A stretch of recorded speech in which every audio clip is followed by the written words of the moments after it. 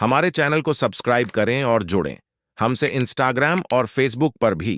में वो लोग जाते हैं जो अपने से बड़ों को आंख दिखाते हैं।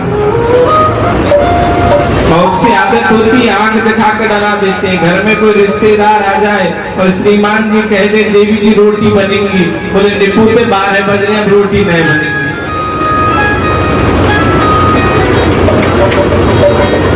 बोले उनको अंधतामिष्ट नरक मिलता है। दूसरा है रौरव। रौरव नरक में वो जीव जाता है जो झूठ बोलता है।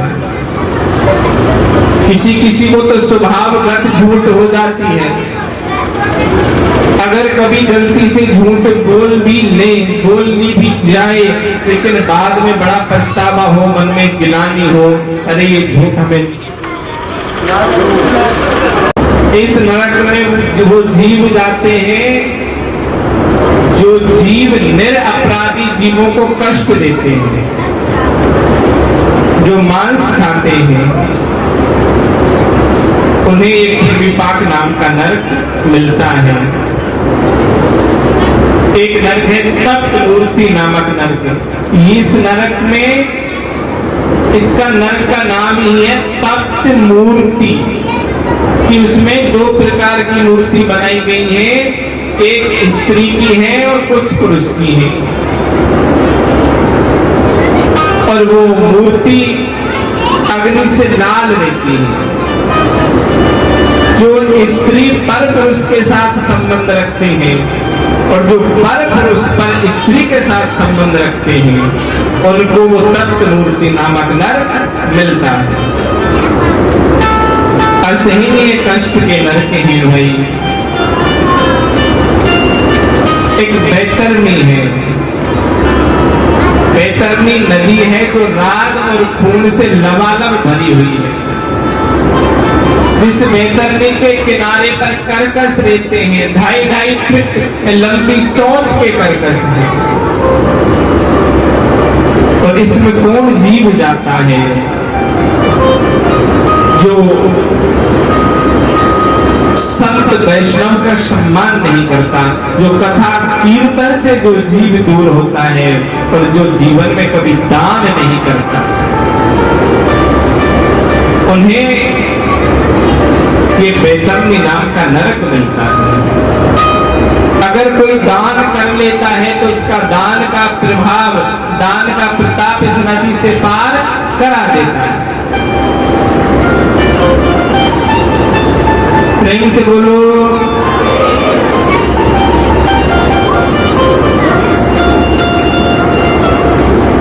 बैतरणी नदी में जब जीव पार करता है तो वो गंदगी,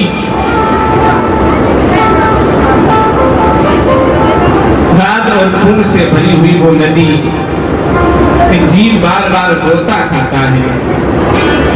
लेकिन जैसे वो उस नदी की पार पर आना चाहता है तो वो कर्कश बराबर अपना चोंच लगा देते हैं उसी जीव में, फिर बिलबिला जाता है, फिर बैतरणी में आ गिरता है।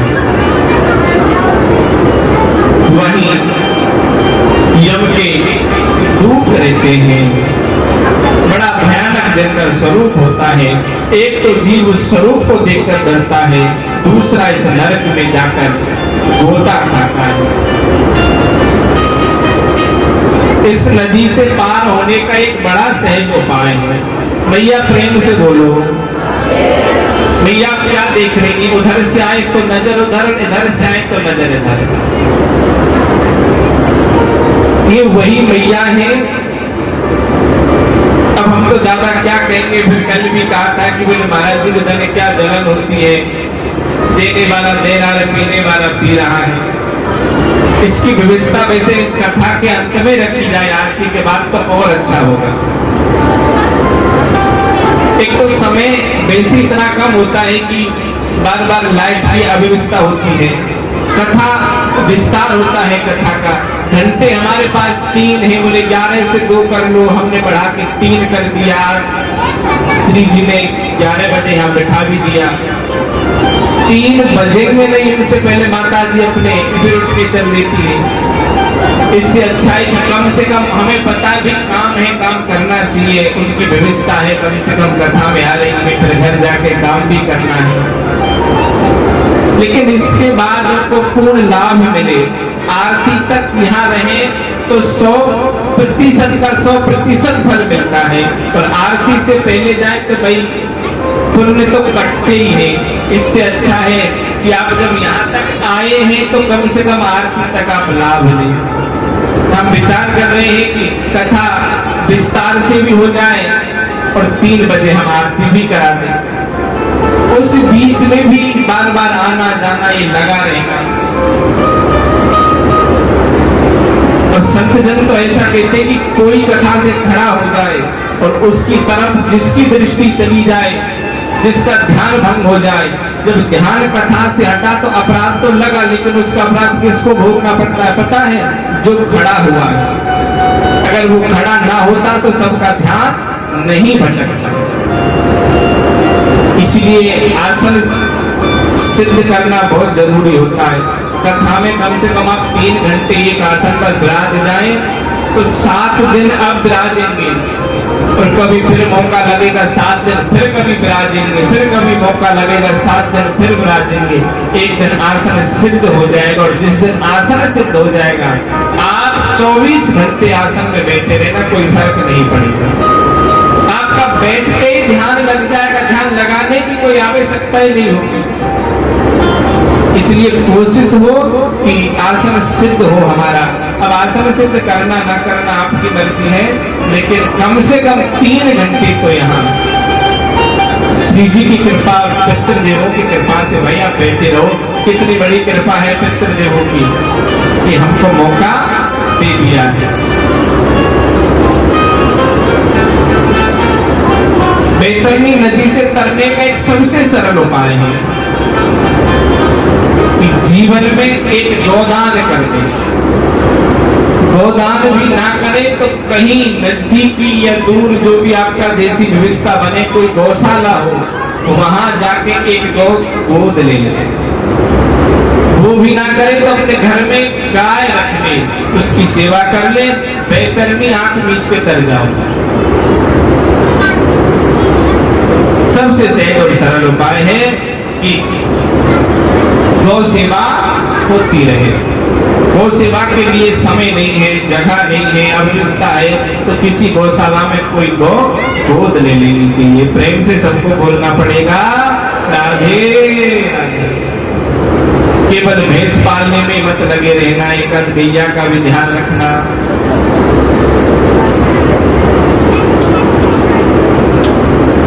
इसी तरह 28 प्रकार के नरक हैं। एक एक नरक में असहनीय असहनीय कष्ट है।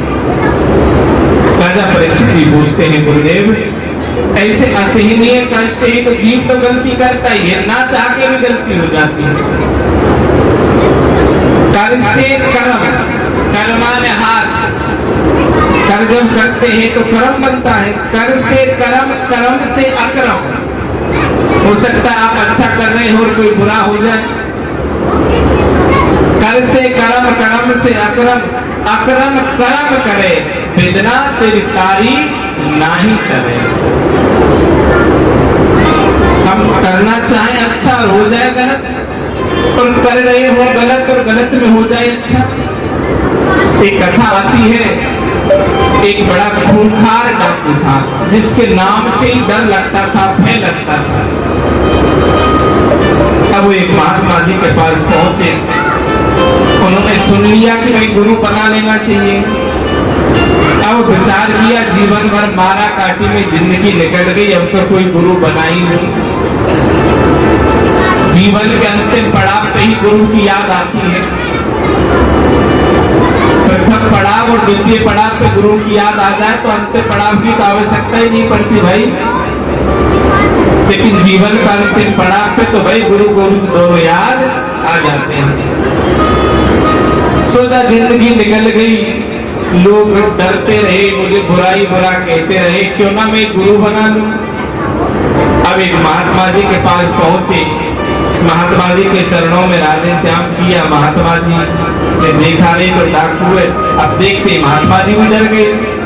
कोई मेरे जैसे बेचारे डरने वाले महात्मा होंगे तो वो भी डर गए। अब आया है तो कहे क्या भाई, डाकू तो डाकू। महात्मा जी ने पूछा भाई क्या बात है, कैसे आए हो? बोले मुझे दीक्षा दे दो, मेरा गुरु बन जाओ। तो महात्मा बोले मना करता हूं तो ये मार जाएगा, नहीं देता हूं, दे भी देता हूं तो कोई फायदा नहीं है। तो उस महात्मा जी ने एक सूखा हुआ बांस उसके हाथ में दे दिया और उस बांस में काला झंडा बांध दिया। बोले जाओ आप तीर्थों का भ्रमण करके आओ। जिस दिन ये बांस अंकुरित हो जाए, जिस दिन सूखे बांस से हरी पत्तियां आ जाएं और ये काली ध्वजा सफेद हो जाए, उस दिन मेरे पास आ जाना। मैं समझ जाऊंगा कि मेरे अपराध नष्ट हो गए हैं, मैं तुम्हें दीक्षा दे दूंगा। अब महात्मा जी सोचे कि भाई अपना तो पल्ला कट गया, ना तो सूखे बांस में हरी पत्ती आएंगी, ना काला ध्वजा सफेद होगी। अब वो लेके तीर्थों का भ्रमण कर रहा था तो एक जगह क्या देखता है, एक लड़की है और उस लड़की को लूटने के लिए 3-4 डाकू से लूट रहे हैं और वो बेचारी अपनी कैसे कैसे जान बचा रही है और गुहार लगा रही है कि कोई बचाओ, कोई बचाओ। अब उसने देखा, उसकी दृष्टि गई कि एक अबला नारी है, एक लड़की है और ये डाकू इसे लूट रहे हैं। सोचा इन्हें मार दूं। फिर विचार आया, बोले पहले इतने अपराध हैं, ये ध्वजा सफेद ना होगी, बांस में पत्ती ना आएंगी, ये तो और अपराध होगा। फिर मन में आया कि अरे ये तो क्रूरता में देख नहीं सकता, अब मैंने इतने जीवों को पहले मार दिया है तो 2-4 ये भी सही है। यह विचार करके एक तरफ वो बांस ध्वजा रख दिए, तीनों चारों की गर्दन को अलग कर दिया और उस बच्ची को हाथ जोड़कर वहां से विदा किया। बच्ची चली गई, वो डाकुओं को खत्म कर दिया। तब क्या देखता है, उस बांस में हरी पत्तियां आ गई और ध्वजा काली से सफेद हो गई। अक्रम किया था पर कर्म बन गया। अक्रम कर्म करे, वेदना तेरी तारी नहीं करे। सिया का हरण दशरथ का मरण, सिया का हरण दशरथ का मरण और बन बन राम फिरे, अरे वेदना तेरी तारी नहीं करे।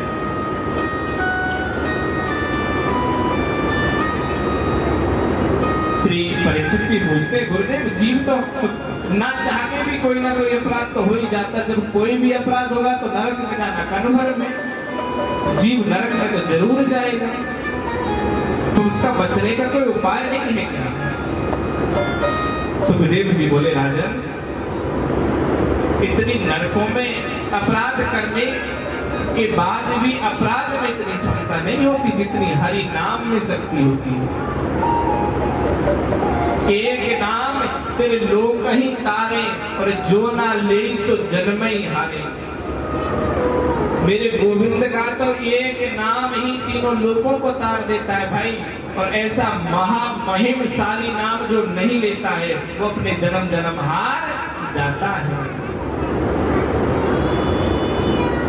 श्री सुखदेव जी कहते हैं, राजन एक नाम की इतनी बड़ी महिमा है, अरे ये तो 28 प्रकार के नरक, क्या 28 लाख प्रकार के नरक भी प्रभु के एक नाम से बचा देते हैं। सुखदेव जी कहते, राजन मैं एक तुम्हें कथा सुनाता हूँ। एक गांव में एक ब्राह्मण रहता था और उस ब्राह्मण का नाम था अजामिल। और अजामिल बड़ा प्रकांड ब्राह्मण था। अजामिल की कथा तो सुनी है, नहीं सुनी? कितने लोगों ने सुनी है? प्रेम से बोलो। बच्चा जब छोटा होता है ना, जब स्कूल में पहली बार जाता है तो टीचर क्या करता है, उसका हाथ पकड़ के लिखना सिखाता है। तो यहाँ के भक्तों के लिए तो यही है भाई, इनको तो हाथ पकड़ के लिखना सिखाया जा रहा है। मुझे तो लगा कि पहली बार एक कथा में एंट्री हुई है। चलो ठीक है, कम से कम एडमिशन तो हो गया है। जिस स्कूल में एडमिशन हो जाए तो अपना संबंध जुड़ जाता है ना। हम इस स्कूल में पढ़ते हैं, चाहे कुछ जाने ना जाने, स्कूल जाए ना जाए, पर होता है ना कि उसमें हम पढ़ते हैं। बस अपना इस कथा में एडमिशन हो गया है। अब जिम्मेदारी इसकी है, आप देख लेंगे इससे बड़ा टीचर कौन है भाई।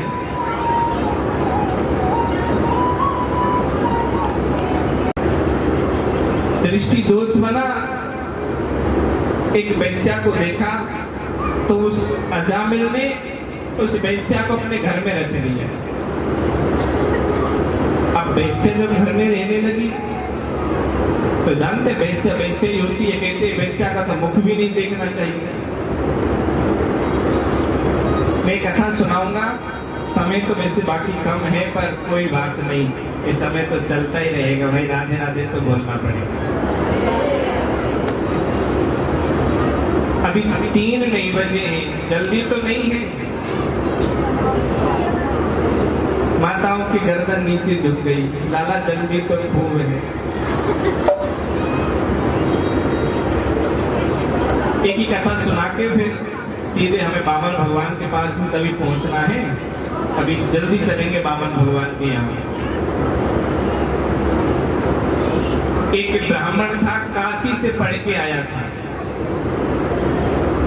तो उसके पिताजी ने पूछा, बेटा पढ़ के आए हो? बोले हाँ पिताजी हम पढ़ के आए हैं। बोले हम कुछ पूछे तो बताओगे? बोले पूछिए। बोले बेटा हम तो देखो अनपढ़ हैं और आप काशी से पढ़ के आए हो, विद्वान हो। हम पूछना चाहते हैं कि पाप के बाप का नाम क्या है? अब कोई बता सकता है क्या? कितने लोगों को पता है कि पाप के बाप का नाम क्या है? प्रेम से बोलो। लगी थी, पसीना बह रहा था। तो एक वैश्या एक अपने घर के द्वार पर खड़ी थी। उसने देखा एक किसी ब्राह्मण का बालक है, तपती हुई गर्मी में जा रहा है। माताओं की आदत होती है ना कोई कारण हो तब भी पूछ लेती है। बोले भैया कौन हो, कहाँ जा रहे हो इस तपती हुई गर्मी में? बोले देवी मैं एक अमुक ब्राह्मण का बालक हूँ, काशी जा रहा हूँ। वैश्या ने कहा तो कुछ देर ठहर जाओ, अब काशी पढ़ के आया है। अब काशी जो पढ़ता है आप जानते हो तो स्त्री का मुख भी देखना पसंद नहीं करता। अब कोई वृंदावन का संत हो तब तो ये माने कि वहां के तो संत ही सब गोपी हैं, वहां तो सब स्त्री हैं, कोई पुरुष है ही नहीं एक श्री कृष्ण को छोड़कर। अब जो काशी से पढ़ के आया हो वो स्त्री का मुख देखना पसंद नहीं करता। तो उन्होंने कहा भाई देवी हम आपके यहाँ नहीं ठहरेंगे। बोले ठहरा तो नहीं रही हूँ पर थोड़ा जलपान करते जाते। पर ये बताओ आप घबराए हुए क्यों नजर आ रहे हो? बोले क्या बताऊं, मेरे पिताजी ने पूछा है पाप के बाप का नाम क्या है। तो वैश्या ने कहा तो बता देते। बोले कहीं पढ़ाई नहीं है। अब कहाँ जा रहे हो? बोले काशी, इस गुरुकुल में पढ़ा वहीं पूछ के आऊंगा। बोले ठहर जाइए, काशी दौड़ोगे पूछोगे मैं बता दूंगी पाप के बाप का नाम, तुम पहले जलपान करिए। अब सोचे कि चलो काशी से पहले उत्तर मिल गया तो अच्छी बात है। तो वो बैठ गया, वो जल लेकर आई। पर जल देते समय बोली कि देखो तुम जल तो पान कर लो पर मैं मेरा परिचय दे देती हूँ। मैं इस नगर बधू हूँ, मैं नगर की ये वैश्या हूँ। वैश्या का नाम सुना तो ब्राह्मण देव तो फड़फड़ा कर खड़े हो गए। बोले हम तो तुम्हारा जल नहीं पी सकते, तुमने तो हमें अशुद्ध कर दिया, आपने हमें रोका क्यों? बोले नहीं ब्राह्मण देव आप ठहरिए, मैं तुम्हें एक सोने की मोहर दे देती हूँ, तुम हमारा जलपान कर लीजिए। ब्राह्मण बोला जब तुम यहाँ ठहर ही गए हो तो एक मोहर मिलेगी सोने की और 1 गिलास पानी पीना है, कोई बात नहीं पी ले। और उस ब्राह्मण देव ने पानी पी लिया, एक मोहर वैश्या ने दे दी। बोले अब आप जल्दी से पाप के बाप का नाम बताइए, हम चलते हैं। ब्राह्मण देव भोजन बनाती हूँ, भोजन करके जाना। बोले नहीं भाई, हम किसी स्त्री के हाथ का भोजन नहीं करते। कोई बात नहीं, मेरे घर का तो कर लोगे। बोले वैश्या के घर का भोजन और हम करेंगे? कभी नहीं कर सकते। बोले ब्राह्मण देव, सूखा सीधा दे दूंगी, भोजन तुम बना लेना, एक मोहर और दे दूंगी। सोचे जब जलपान कर ही दिया तो रोटी खाने में क्या एक मोहर और आ जाएगी। ब्राह्मण देव बोले देखो बनाने नहीं दूंगा। बोले बनाऊंगी नहीं, सूखा सीधा ले लीजिए। अब सूखा सामान दे दिया, ब्राह्मण देव के पास सूखा सामान आया, एक मोहर और आ गया। अब वैश्या खड़ी हो गई। ब्राह्मण देव आदेश करें तो भोजन और बना दो। बोले तुम कहां से कहां पहुंच गई, यहाँ से चली जाइए, भोजन में स्वयं बनाऊंगा। बोले नहीं, सेवा का मौका मिलेगा, एक मोहर और दे देती है। बोले जिसका सूखा सीधा ले लिया उसका बनाने से क्या है, बना लेने दो, एक मोहर और आएगी। ब्राह्मण बोला, बोले देवी बना लीजिए, पर सुनो बना देना, परोसना मत।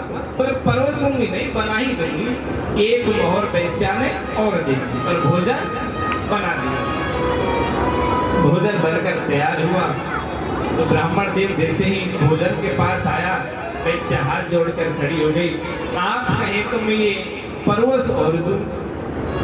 बोले देवी आप हद पार करती जा रही हो। बोले नहीं, मेरे हाथ सार्थक हो जाएंगे, मैं एक मोहर और दे दूंगी। बोले जिसका जल पी लिया, भोजन बना दिया तो परोसने में क्या, परोस लीजिए। देखो परोस दिया, भोजन ब्राह्मण के सामने पहुंचा और वो जब ग्रास लेने लगा तो वैश्या ने हाथ पकड़ के कहने लगी, मेरा एक कहना है तुम्हें तीन मोहर मिल गई है, तीन और दे दूंगी। केवल एक ग्रास मुझे अपने हाथ से तुम्हें पवा लेने दीजिए। आप बोले तीन इतने उपक्रम में आई और एक गिलास वैसे अपने हाथ से देगी, तीन मोहर और आएंगी तो 6 हो जाएंगे। अब जिसका इतना खा रहे हैं तो हाथ से खाने में क्या है। बोले ठीक है खिला दीजिए। अब देखो कहाँ तो उसका पानी भी नहीं पी रहा था और आते आते कहाँ आ गया कि उसके हाथ से भोजन करने लगा है। तो जैसे वैश्या ने वो भोजन का ग्रास मुख में दिया और उस ब्राह्मण ने मुख खोला तो वैश्या ने ग्रास को छोड़ दिया और ब्राह्मण के गाल पे कांटा लगा दिया। अब जैसे लगाया तो ब्राह्मण तो गुस्से में लाल पीले हो गए। बोले देवी ये क्या किया। बोले ब्राह्मण देव कुछ नहीं, पाप के बाप का नाम बताया है। अब ब्राह्मण देव समझे नहीं। बोले देवी क्या नाम बताया है। बोले ब्राह्मण देव जिस वैश्या का मुख नहीं देखना चाहिए, आप उस लोभ के कारण वैश्या के हाथ से भोजन कर रहे हो। पाप के बाप का नाम लोभ है। और ब्राह्मण की ये समझ में आ गई। तो अजामिल उस वैश्या को रखता था। पाप हम करना नहीं चाहते और लोभ को हम छोड़ते नहीं। एक म्यान में 2 तलवार तो भैया आती नहीं। चाहते हैं कि हम तो निष्पाप हो जाए तो लोभ तो त्यागना पड़ेगा। अब ये तो नहीं कहते तुम दान करके जाओ, बिल्कुल दान मत करके जाओ, पर लोभ को त्यागना पड़ेगा। दान कभी मत दो, कभी मत करना, पर मन के अंदर ये लालच ना हो, मन के अंदर ये आसक्ति ना हो।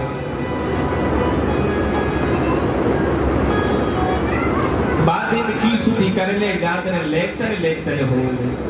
लोभ लालच मद मत्सरता उस दिन यहीं सब रखी रह जाएंगे। इससे अच्छा है जाने पर तो हम त्याग ही देंगे, अपने आप नहीं तो जबरदस्ती त्यागना पड़ेगा। उससे अच्छा है हम आज ही इसको त्यागते चले।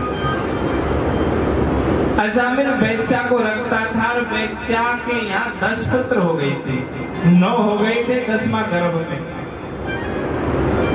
और अजामिल इतने ब्राह्मण होकर भी इतने पाप में रत हो गया था कि निरपराध जीवों को लाता था, घर में मांस खाता, शराब पीता।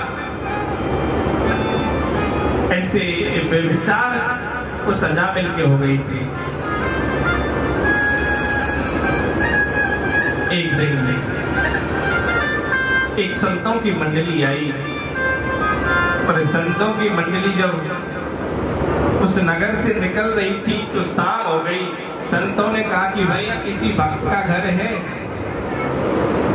तो किसी ने मजाक में कह दिया, बोले यहाँ तो एक भक्त है जिसका अजामिल के घर पहुंचे था। अजामिल तो नहीं था, उसकी पत्नी घर पर थी। पत्नी ने कहा,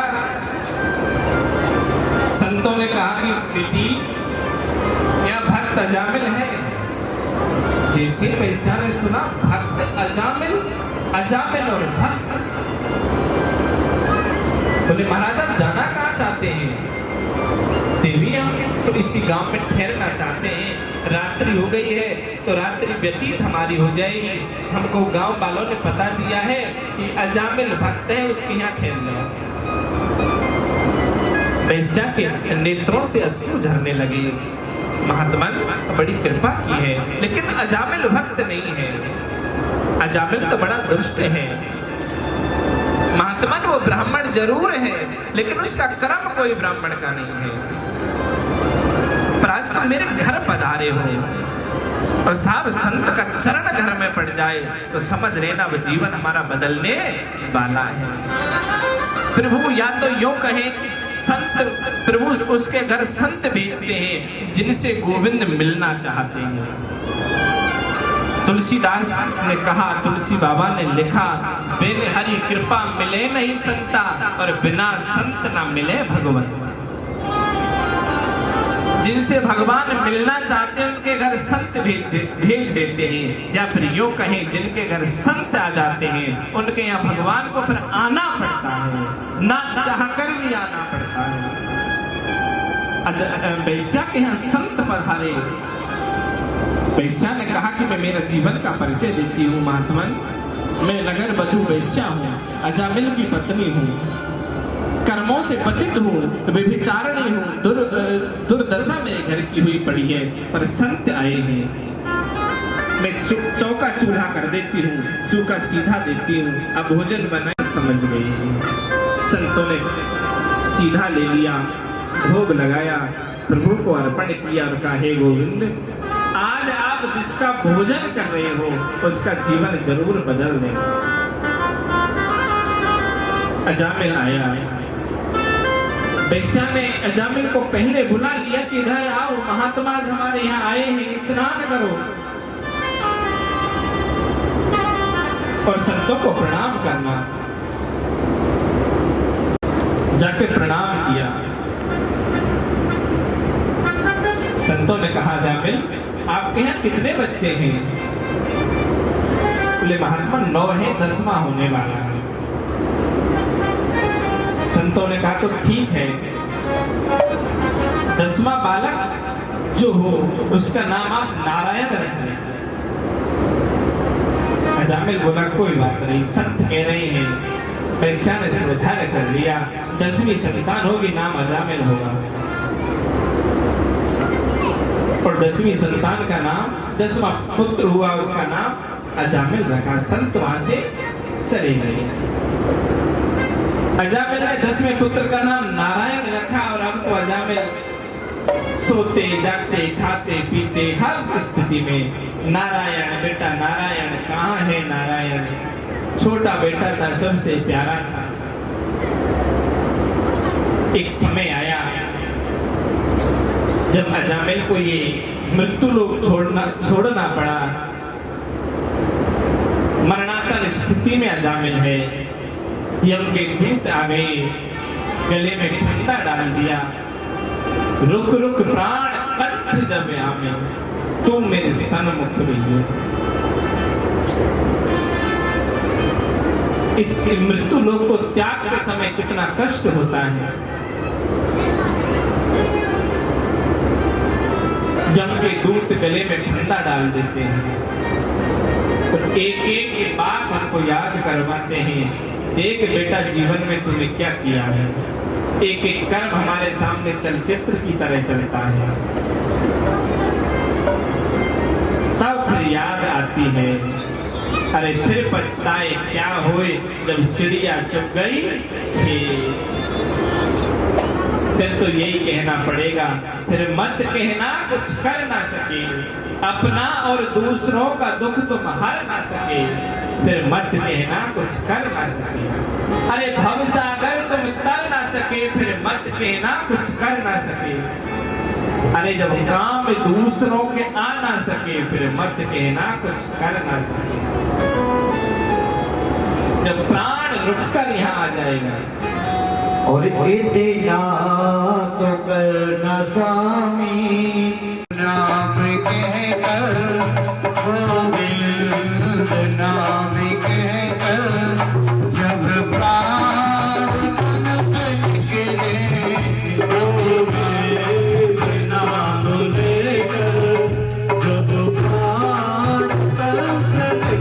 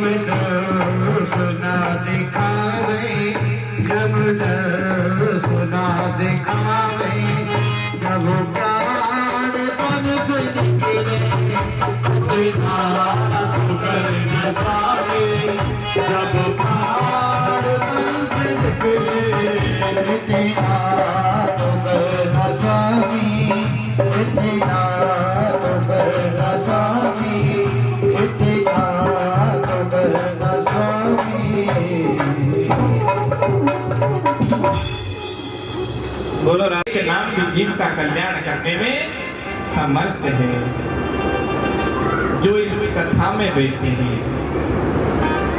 दो बात होती है ना, एक मकान है और मकान में जब आप किसी को मकान बेचते हैं और आप वो मकान छोड़कर चले जाते हैं तो वो मकान किसका हुआ? जिसने खरीदा था। लेकिन उसमें जो मकड़ी है, जो जाले हैं, जो छपकली है, मच्छर है, मक्खी है, वो भी सब उसी के हो गए जिसने वो मकान खरीदा था। तो हमने पहले क्या किया है वो बात आप छोड़ दीजिए। हमारे पास कितने भी जाले हैं, मक्खी है, मच्छर है, छपकली है, चूहा है, जो भी है, अहंकार के, मद के, मत्सर के, बोले ये लाके प्रभु को अपना देह बेच दीजिए, ये अपना देह अपने स्वामी को, अपने ठाकुर को दे दीजिए। बोले ये जाले हैं ना, ये अपने सारे प्रभु के हो जाएंगे, तो इसे साफ करे न करे तेरी मर्जी, हम तो तेरे हो गए। इस कथा को भाई सुनकर और सुनाकर मुझे तो बड़ा बल मिलता है।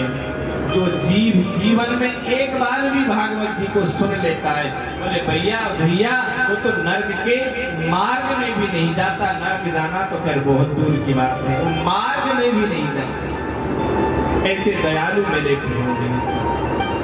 अब हम जल्दी से वामन भगवान के पास पहुंचते हैं।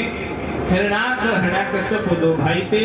हिरण्याक्ष का वध प्रभु ने बराह रूप धारण करके कर ही दिया था। हिरण्याकश्यप अब बदला लेना चाहते हैं मेरे प्रभु से, तपस्या करने जाते हैं। इधर कयादु गर्भवती थी। कयादु ने एक पुत्र को जन्म दिया। देव ऋषि नारद जी के यहाँ रहकर इस पुत्र को जन्म दिया। उस पुत्र का नाम हुआ प्रहलाद जी। हिरण्याकश्यप तपस्या करके आए, ब्रह्मा जी प्रसन्न हुए और ब्रह्मा जी से जब वर मांगा तो यही वर मांग कर आए कि मैं कहीं ना मरूं, ना बाहर मरूं, ना भीतर मरूं, ना ऊपर मरूं, ना नीचे मरूं। ब्रह्मा ने कहा इतनी बड़ी बात मत बोल, मैं स्वयं वरदान दे देता हूं, तो मेरी रची सृष्टि में किसी से नहीं मरेगा, मेरी बनाई सृष्टि में तो तू मरेगा नहीं, और बाकी मैं कुछ कह नहीं सकता। अब हिरण्याकश्यप आया, स्वयं को भगवान मान बैठा। अब शुक्राचार्य जी से कहा कि गुरुदेव अब मैं भगवान हूं, मुझे भगवान माने। दैत्यों के गुरु तो शुक्राचार्य जी हैं। शुक्राचार्य जी ने कह दिया कि भाई भगवान मानो। हिरण्याकश्यप भगवान है। प्रहलाद जी को पढ़ाते थे। प्रहलाद जी को कहा कि भाई तुम्हारे पिता भगवान हैं। प्रहलाद जी ने कहा गुरुदेव पिता बलशाली है ये कहना ठीक है, पिता भगवान है ये कहना ठीक नहीं है। वो भगवान है ही नहीं तो भगवान आप कहते क्यों हो? शुक्राचार्य जी बोले नहीं, मैं भगवान मानो। बोले नहीं, भगवान तो मेरे गोविंद नहीं। एक हिरण्याकश्यप स्वयं आया, प्रहलाद को गोद में बिठाया, प्रहलाद से पूछा बेटा क्या पढ़ा है, क्या जानते हो? अब प्रहलाद जी ने तो गर्भ में ही पढ़ लिया था, बाहर क्या पढ़ना है।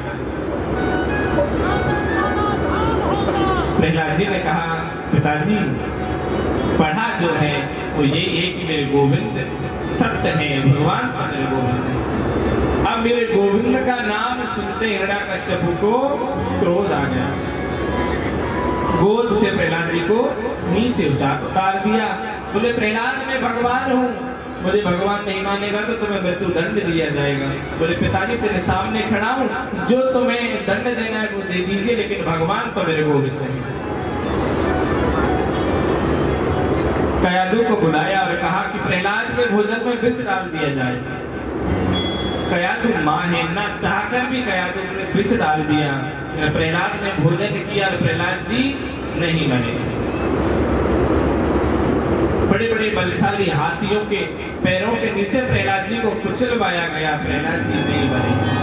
पहाड़ों से गिराया गया, प्रहलाद जी नहीं मरे। खौलते हुए तेलों में प्रहलाद जी को डाल दिया गया, प्रहलाद जी नहीं मरे।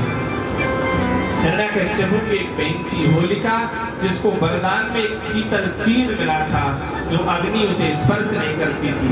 होलिका की गोद में बैठ गई, प्रभु की माया बनती है, वही शीतल चीर में हमारे प्रहलाद जी के ऊपर आती है और होलिका जलकर भस्म हो जाती है।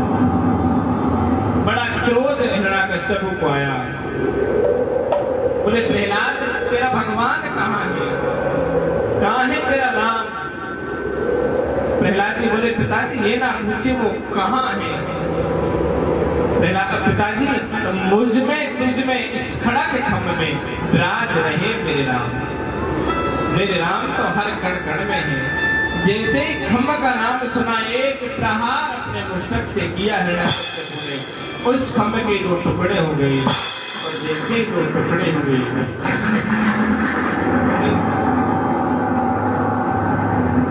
नरसिंह भगवान प्रकट हो गए।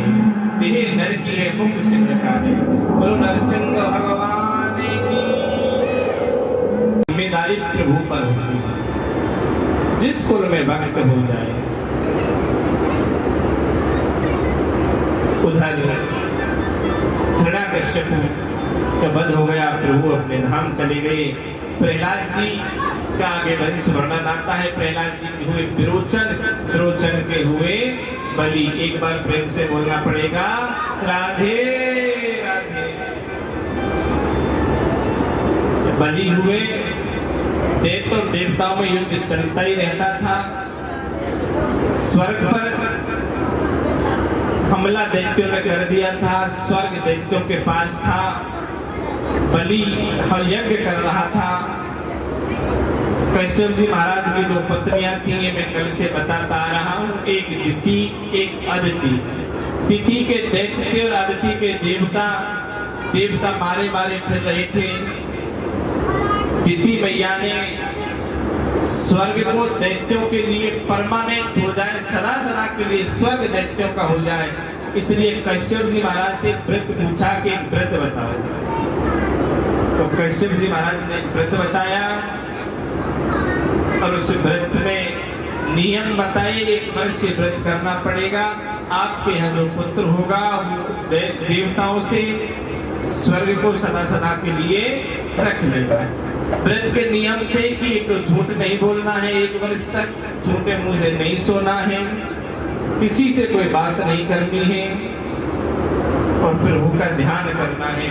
तिथि मैया ने वैसा ही किया, पर 1 वर्ष में 1 दिन बचा था, उस दिन झूठे मुंह से सो गई।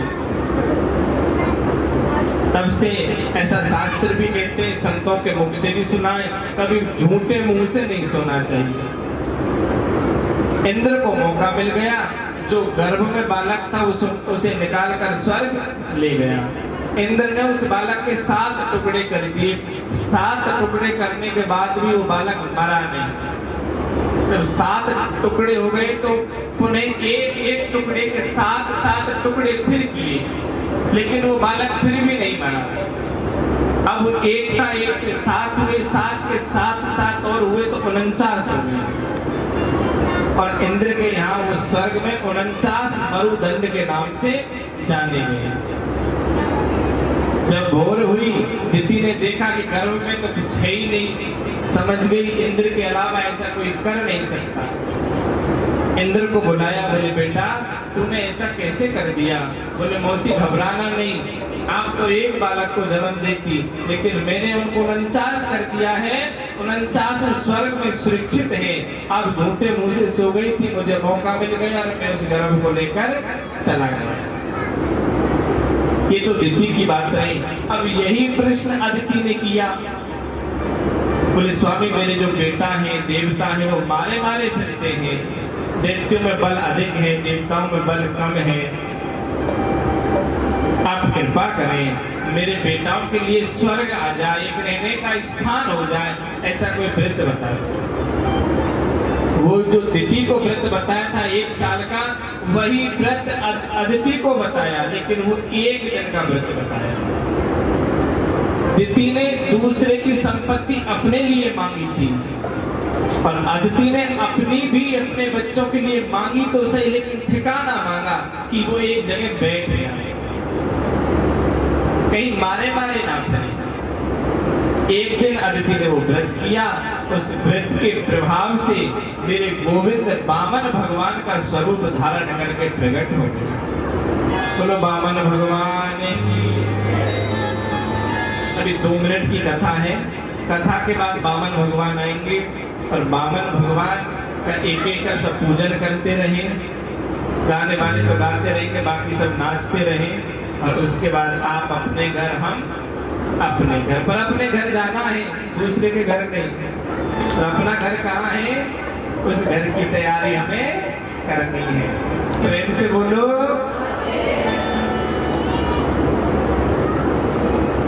कल की कथा का भी श्रवण कराते चले। कल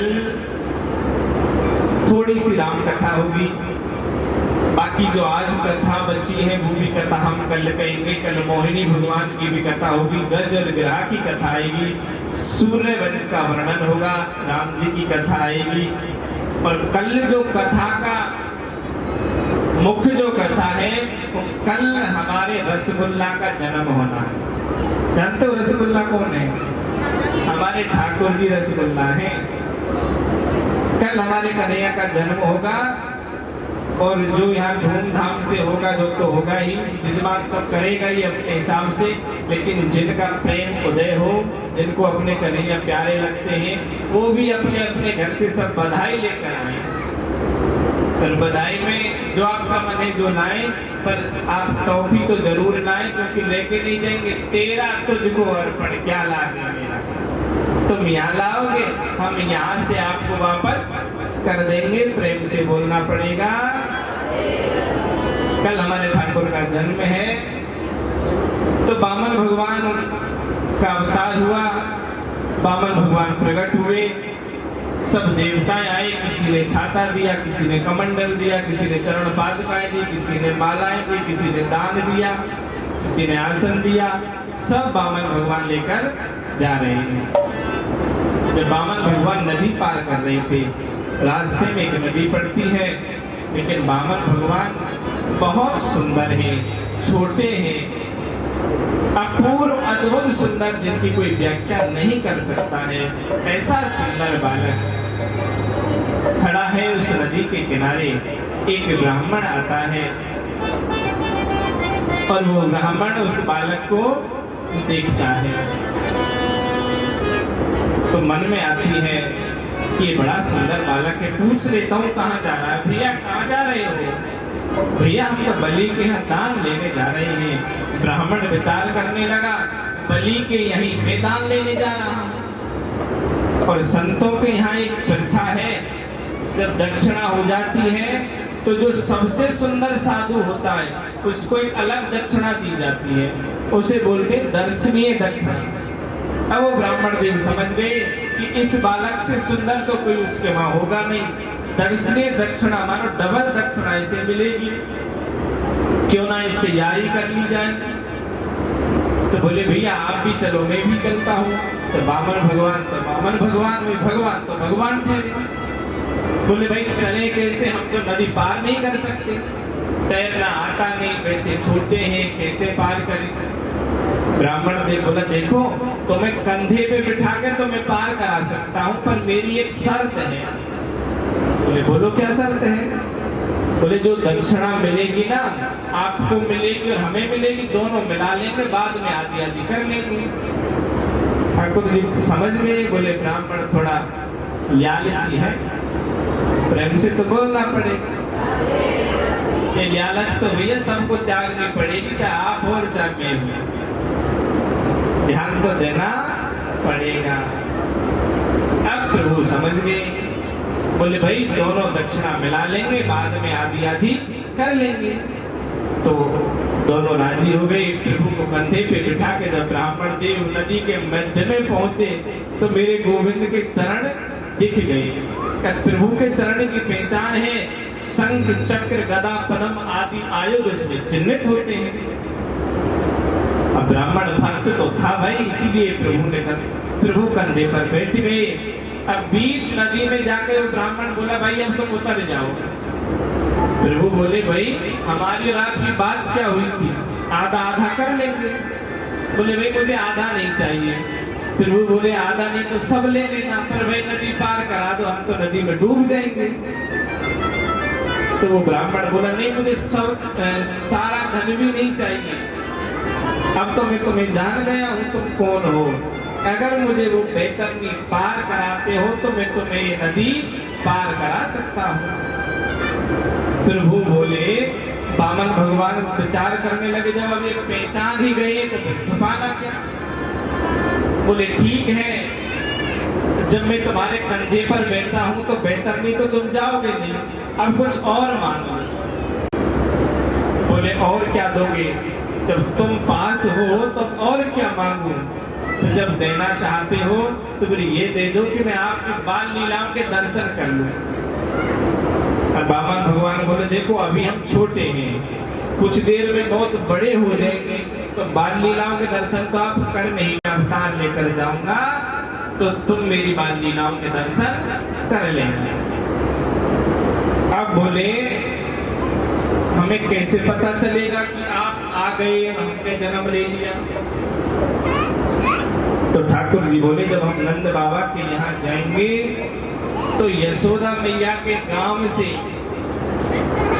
जो पीला आएगा तो आप यशोदा मैया के कुल के पुरोहित होंगे, और जब पुरोहित नंद बाबा के यहाँ आएंगे तो हम कृपा कर देंगे, आपको सारी बात याद हो जाएगी और आप मेरी बाल लीला के दर्शन कर लेंगे। बोले ठीक है। अब एक प्रश्न और पूछ लेता हूं चलते चलते कि जो हमारी यशोदा मैया है, जिस कुल के ब्राह्मण पुरोहित बनेंगे, वो किस गांव की थी, किसको पता है? आप तो चुप रहे, आप तो रहते हैं पास में, आपको तो पता ही होगा। अब जो ठाकुर जी रखती है ना, वो यशोदा मैया है, जिनके पास ठाकुर जी होते हैं, और तुम सब यशोदा मैया ही हो। यशोदा मैया आपकी और आप यशोदा मैया की, जब भी मैया को गांव ना जाने, मैया आज बता देंगे, परसों फिर पूछेंगे, बता दोगे? याद रखना है, यशोदा मैया का नाम है मेहराना।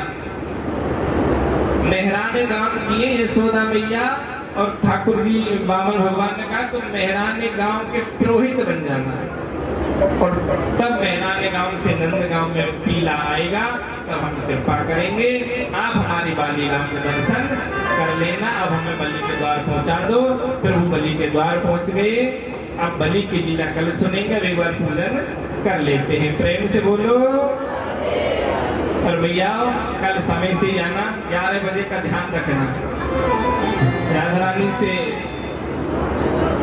यही विनती है कि कल भी 11 बजे हम व्यासपीठ पर आसीन हो जाएं, और आप भी समय से आते रहें।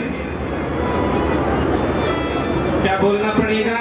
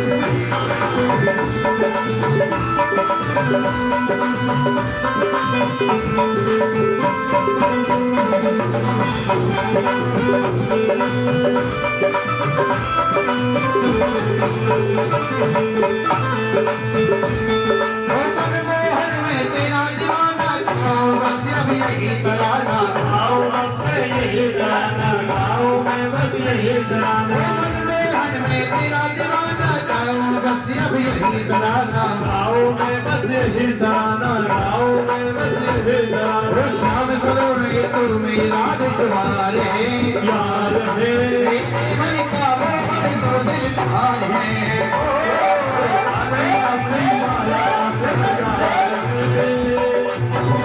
मन का मोहन तो दिलदार है।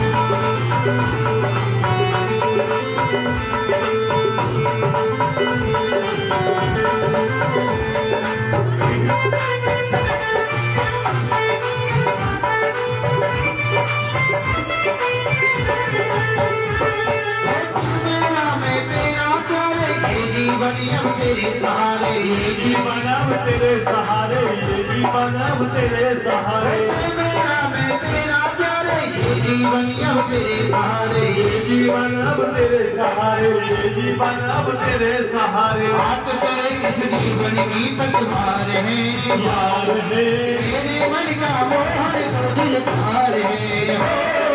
काली बंदी वाला मेरा यार है, मेरे मन का मोहन तू दिलदार है।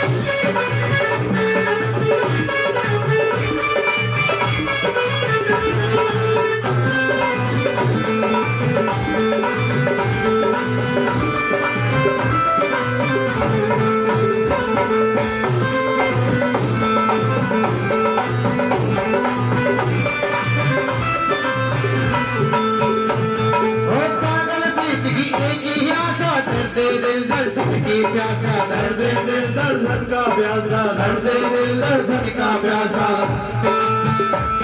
ओ तेरे हर बात मुझ पे एतबार है, वार है। मेरे मन का मोहन तो दिलदार है, काली बंदी वाला मेरा यार है, यार है। मेरे मन का मोहन तू दिलदार है।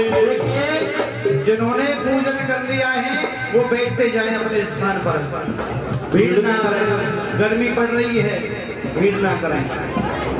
हाँ, जिन्होंने पूजन कर लिया है वो नीचे बैठते जाएं।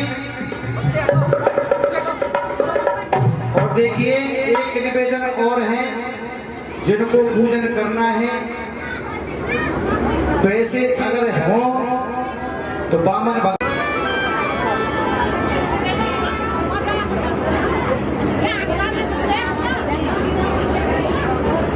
और जो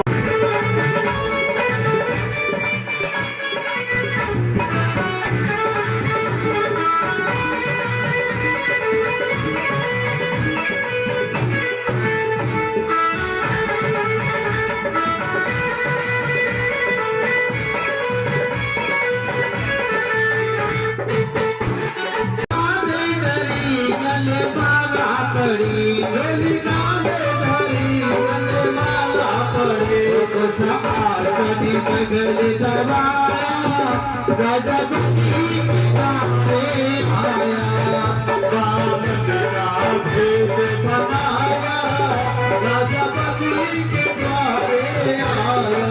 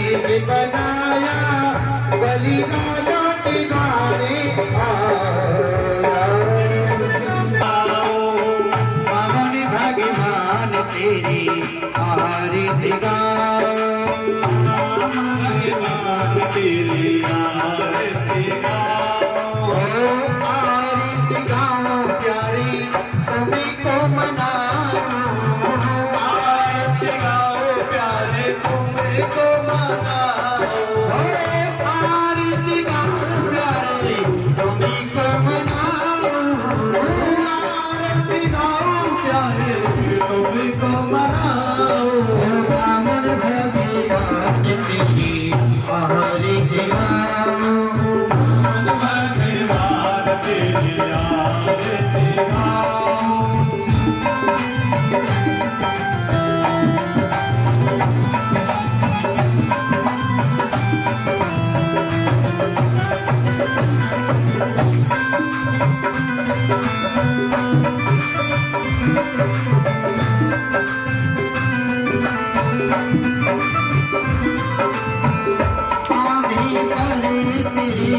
जनेऊ सोहे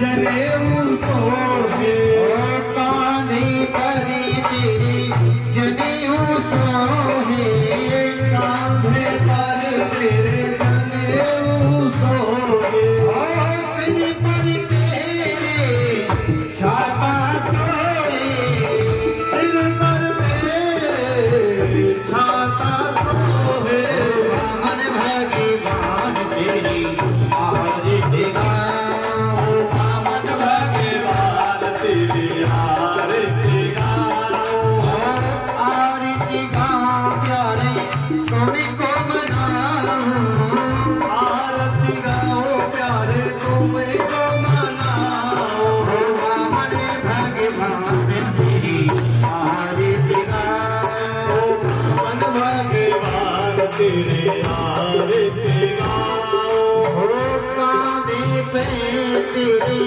झोली बिराजे कांधे पर तेरे झोली बिराजे कांधे पर तेरे झोली बिराजे कांधे पर तेरे झोली बिराजे गले फूलों की माला साजे गले फूलों की माला साजे भगवान भगवान तेरी आरती गाओ मन भगवान तेरी आरती गाओ भगवान भगवान तेरी आरती गाओ मन भगवान तेरी आरती गाओ बामन भगवान तेरी आरती गाओ भगवान तेरी आरती गाओ बामन भगवान तेरी आरती गाओ मन भगवान तेरी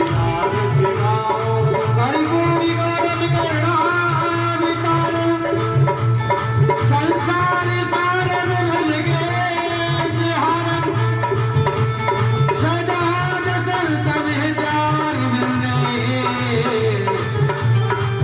भवन भवानी कहे तम तवामी तमेव माता के पिता तमेवे तमेव बंधु सखा तमेवे तुम्हें विचारण तुम्हें तुम्हें सर्वम मम देवदेवा सर्वंग उपरात खड़े करके उपरात खड़े कीजिए सर्वंग करके बोलेंगे हरे कृष्णा कृष्ण कृष्ण हरे हरे हरे राम हरे हरे हरे कृष्णा कृष्ण कृष्ण हरे हरे हरे राम राम राम हरे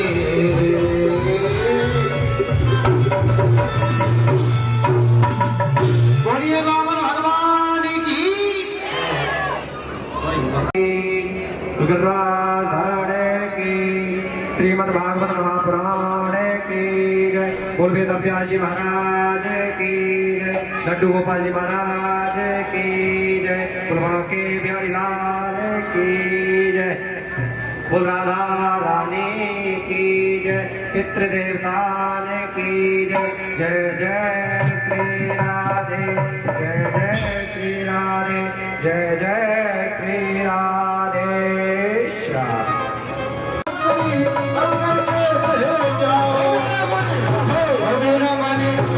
मेरा मन लगा है बंसी वाले से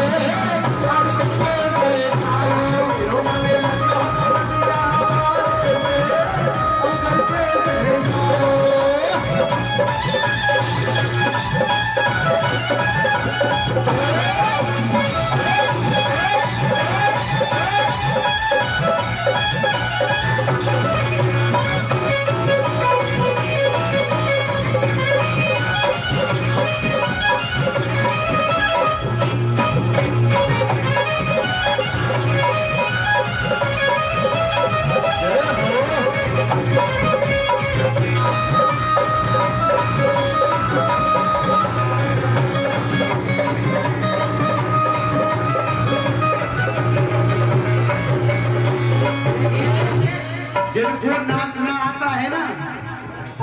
नहीं नाचे फिर उनको कहाँ नाचना पड़ता है। आप समझदार हो, कहाँ नाचेंगे वो? एक ढोलकी वाला रहता है संग में, वो फिर घर घर जाके नाचता है। हाँ, अरे मेरा मन लगे मुरलिया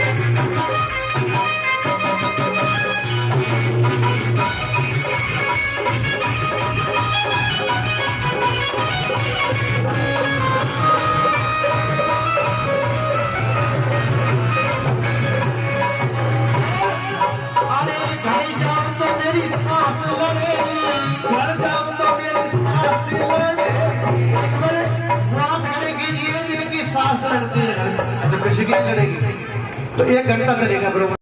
हमारे चैनल को सब्सक्राइब करें और जुड़ें हमसे इंस्टाग्राम और फेसबुक पर भी।